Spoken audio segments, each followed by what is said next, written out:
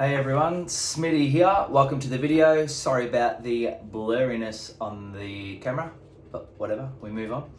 I wanted to make a quick video and I'm going to try get in the habit of doing these every week.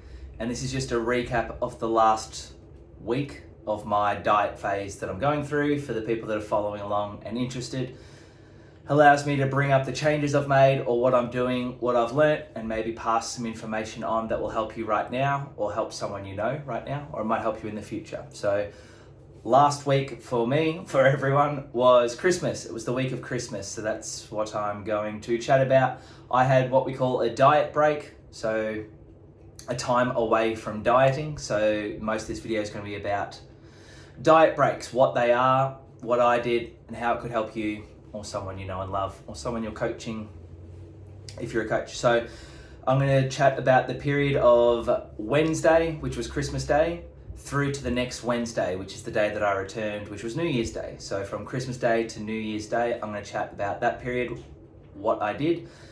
I woke up Christmas morning at a new low body weight of 77.3, down from 82.7 at the 1st of November. So it also concluded 8 weeks of dieting, pretty hard dieting. I've still got more to give. I'm not restricting too much, but 8 weeks of tracking most of the time, consciously dieting is what I'm trying to say. So not the hardest dieting one could do, but 8 weeks of worrying about my diet. So a really good chance for a diet break. And I was going away for 5 days during this period. If I'd had an event coming up really soon and it was important that I stayed diligent and tracking during that period, I would have just taken my scales with me and I would have tracked, would have been fine. But I knew that the weight loss was slowing. I was starting to become quite obsessive with the food, like always kind of hungry, always thinking of the next meal, tracking things, weighing myself as much as normal, but like I was caring about it more. I was really trying to push to see that new low body weight and just slightly obsessive. So a good chance for a diet break. The leaner you are, the more often you're probably going to need these diet breaks. So I'll do things like twice a week, I'll have a bigger meal and stuff like that. So even just during a weekly period, I'll have a small diet break. But for those that are lean-ish, you might want to, every 10 days, take 3 days off your diet and add in some more carbs, add 300 calories from carbs for 3 days in a row. If you're on the bigger side, you're already obese or you're quite overweight, you might be able to go 3 weeks and then just have 1 or 2 days of eating up, or diet for 7 days quite strict, have 1 day where you add 200 to 300 calories, something like that. So diet breaks are great for everyone, but there's a spectrum of how long you should go between the diet breaks, how long they should go for, and pretty much most of the time it is going to be more calories and more carbs. What else did I write down? So I came back the next Wednesday after this diet break, and Thursday morning I weighed 78.2. So I put on 900 grams during my time away. I didn't weigh myself once while I was away. I didn't weigh any food while I was away. 900 grams. I actually thought that was a great result when I got to have, dessert at Christmas, 2 bowls of dessert at Christmas. Bailey and I had fish and chips once while we were away. The only time I bought food out was fish and chips, and we had a pub meal where we shared some ribs, we shared a burger. I still didn't have chips, and Mackenzie didn't finish her pizza, so I had 2 bits of pizza.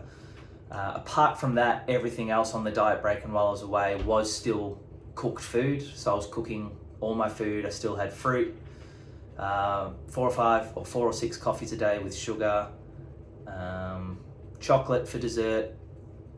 But it was basically, what was I having? I still had chicken, I still had kangaroo steak, some beef burgers, eggs on toast.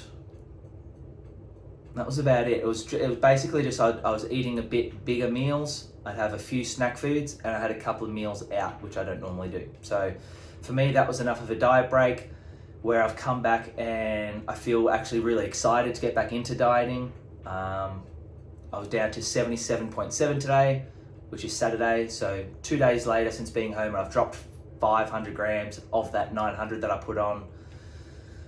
So yeah, net benefit, basically, it's kind of like spending money to make money. When you start a business, you're doing it to make money, but you're gonna have to register the business name, maybe you have to get a warehouse or get some inventory, you have to spend money, but you know that your idea is great and the net benefit is gonna be money, or in this case, weight loss. So big fan of diet breaks. The science is there if you wanna look into it. Good reset for the body mentally, but also physically and biochemically. The body is going to lose the most fat, I believe, when it feels safe, when it's safe to drop fat and it has energy to drop fat. So eating food is a big part of fat loss. So diet breaks are great. What else did I write down? Yeah, ideally, yeah, I said that. Oh, that's all I really wrote down. So yeah, I enjoyed my time away. Seed oil wise and processed food wise was still really low. So even just the way that I see my body and see the world, when I go on a diet break or if I'm taking time away from the diet, I'm still not going to have heaps of McDonald's or chips. Like even when I had the burger, I didn't have the chips. Did we have ice? I think we had ice cream while we were away. Oh, I had a great ice cream and a pie. We went down to Inverloch, which has a bakery that's renowned for its pies, award-winning pies. So I had a pie. So yeah, I ate some food out, but the majority of my meals were potatoes, to be honest. I got obsessed with potatoes, chicken and potatoes, steak and potatoes. Even this morning, now that I'm back, I've had egg with mashed sweet potatoes. So we're on a potato binge right now. But that's the last week, guys. I put on 900 grams over Christmas. I've already gotten rid of half of that and I'm excited to diet. I've got some changes that I'm making now that it's time to push a bit harder. If I want to see some more fat loss results, I think I have to push a bit harder.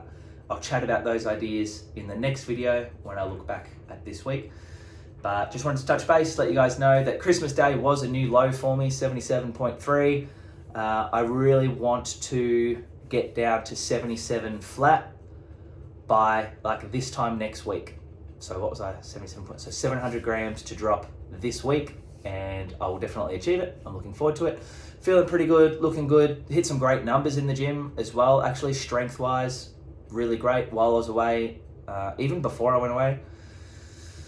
Numbers are pretty good, so high carb is still suiting me. I am going to drop the carbs a little bit on some days, but that's going to be for next week's video. This one was about the diet break, took time away over Christmas, and if you've been dieting or conscious of your weight for a while, try taking 3 days off and still eat good quality foods, but maybe not weighing yourself, not limiting the food on your plate as much by, weighing it, stuff like that. Just eat slightly larger meals. Cap it to 3 days. No McDonald's and KFC and fried stuff. Stick to your good foods that are good for you, but have bigger amounts.